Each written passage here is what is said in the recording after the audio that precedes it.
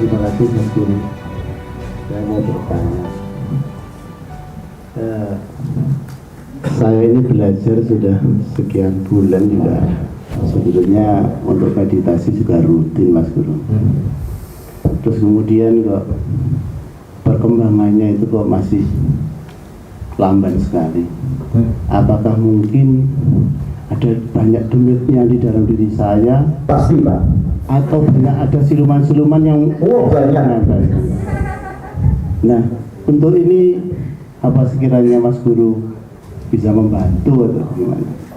Itu yang pertama. Oke. Kemudian yang kedua, sebenarnya saya juga sudah sejak dulu itu sering belajar, memiliki beberapa guru yang menurut orang-orang baik, hebat dan sebagainya. Tapi saya setelah melihat Mas Guru ini memang ada potensi dan kapasitas dan kapabel yang sangat luar biasa. Dan itu kenapa saya tetap memilih Mas Guru sebagai guru saya. Sekian, terima kasih Mas Guru. Baik, begini ya Pak Anjat. Ya, kasus Pak Anjat ini sebetulnya mirip dengan Mbak Dina. Ada nggak Mbak Dina? Mbak Dina Dina. Oh belum datang.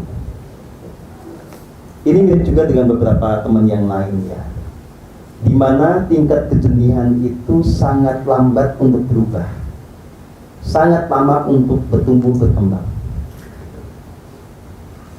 Nah, problemnya di mana? Ya sebetulnya kembali kepada yang bersangkutan, kepada diri Pak Anjar sendiri. Saya itu tidak boleh melanggar hukum alam. Tidak boleh, ya misalnya Pak Anjar ini banyak demitnya, main cabut. Walaupun saya bisa. Karena soal kemurnian diri Pak Anjar itu harus juga mencerminkan apa upaya Bapak. Ya, jadi upaya Bapak itu yang nanti akan menentukan Bapak bisa semakin jernih apa tidak. Dan pada titik inilah kenapa saya ingatkan tadi lagi, jangan gampang menyerah. Misalnya Pak Anjar sudah berapa bulan bersama saya, ternyata tingkat kejernihannya maksimal 20%, ya tidak masalah. Oh emang kalau 20% nggak dapat jatah makanan, nggak boleh masuk ke ruangan? Kan boleh. Teruskan belajar, teruskan menjalani laku, tetapi harus ada improvement, harus ada perbaikan dari diri sendiri di dalam menjalani itu. Apa misalnya? Ya, sekarang mulai dari yang paling mendasar. Teknik heningnya Pak Anjing sudah benar belum? Teknik heningnya itu mengatur nafas atau menyadari nafas. Pak Anjing ikut pamomong tidak? Seperti laut tapi udah. Tapi mundur. Udah nggak dilanjut. Oh nggak dilanjut. Nggak dilanjut itu karena mundur atau karena memang stop? Stop. Ya. Stop ya, artinya kebijakan dari PM. Tapi ada kemungkinan untuk bisa dilanjutkan. Waktu dilalu siapa yang membimbing? Bukan di laut siapa leader? Leadernya. Mas Fajar. Oh Mas Fajar. Ya.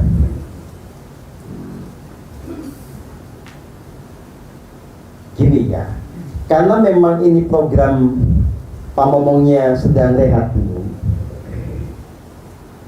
Ya, saya harus mengatakan langsung ke Pak Anjar bahwa problem Bapak adalah memang satu, belum betul-betul memahami teknik hening yang benar itu bagaimana. Selalu kecampur baur dengan konsep dari masa lalu, karena Bapak kan sudah belajar meditasi puluhan tahun kan. Nah, gaya-gaya masa lalu itu sudah mendarah daging gitu loh. Ini case-nya mirip dengan Pak Antoni, merasa sudah bisa meditasi. Jadi ketika diajar sesuatu, itu selalu dihubung-hubungkan dengan yang sudah dipelajari. Oh, maksudnya itu begini toh. Ya. Itu yang membuat Bapak tidak maju-maju. Kenapa? Karena pada akhirnya kembali menjalankan yang dulu.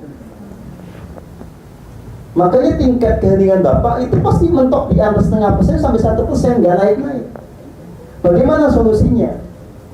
Buang itu konsep yang lama. Berani apa tidak? Ya. Yang kedua, problem Bapak adalah Bapak sangat melekat dengan konsep, utamanya kaitannya dengan religi Bapak. Ya apa enggak? Iya kan?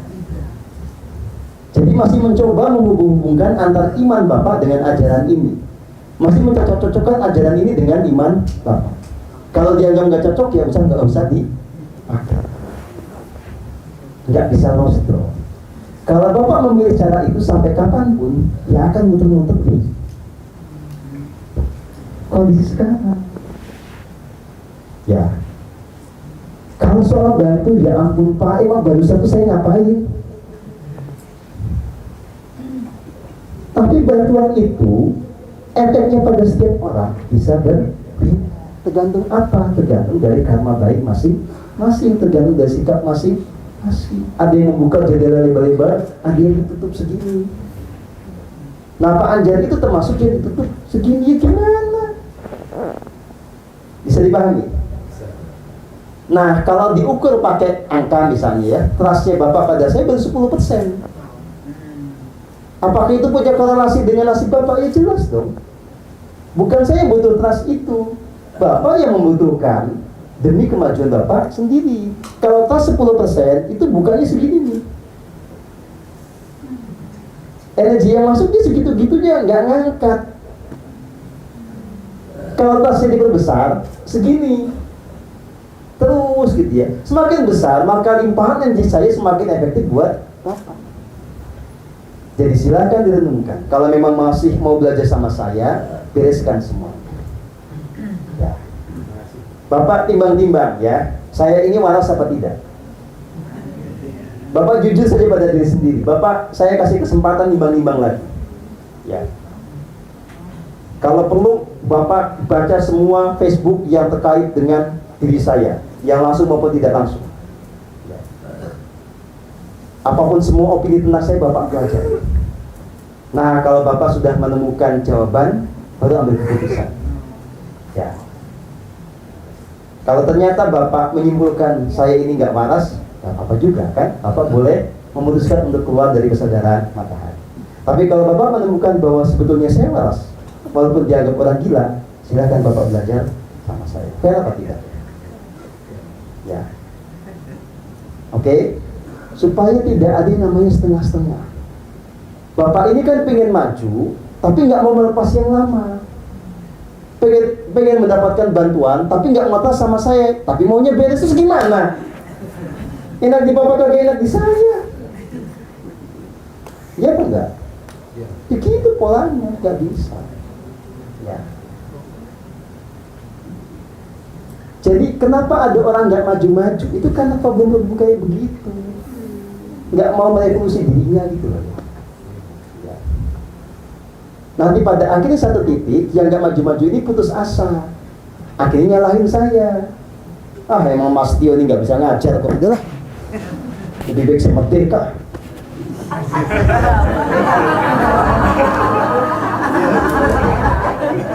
Ya, dia lagi disalahin kan? Yang kesampai dia. Ya. Gitu loh ya. Kemerdekaan sejati datang dari jiwa yang murni. Jiwa yang murni itu adalah hasil dari keheningan yang konsisten. Keheningan yang bisa memurnikan adalah keheningan yang benar. Tekniknya benar, membuat kita betul-betul menyadari keterhubungan dengan Sang Roh Kudus. Betul ya, setiap orang itu punya Roh Kudus. Tapi tetap persoalannya adalah orang itu tuh gak gampang menemukan itu. Emangnya kalau punya konsep Roh Kudus langsung nyambung ke situ kan enggak. Itu yang selama ini kita bantu supaya semua orang menyadari itu dengan nyata. Ya. Begitu ya. Dan tidak ada orang yang tercerahkan, yang telah tertuntun di Roh Kudus itu pekerjaan selama 1 bulan, 2 bulan, kursi, nggak ada. Ya, nggak ada, karena dia akan fokus untuk betul-betul itu membabarkan kebenaran yang berdasarkan pengalaman otentiknya, bukan kemarahannya. Ya. Dan orang yang seperti ini nanti akan diikuti oleh banyak orang yang terinspirasi. Bukan hanya kemudian diikuti oleh gengnya itu lagi muter-muter. Ya. Kalau mau jadi pencerah, harus punya produk yang bagus supaya orang lain pada ikut. Oke, ya. Jadi kalaupun suatu saat nanti Pak Anjar pisah sama saya, nggak usah gosipin saya.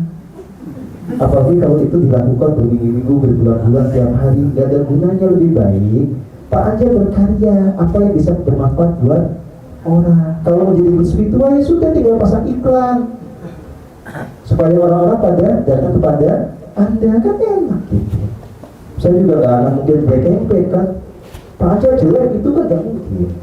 Mesti orang punya selera sendiri gitu kan. Ya, dulu ya.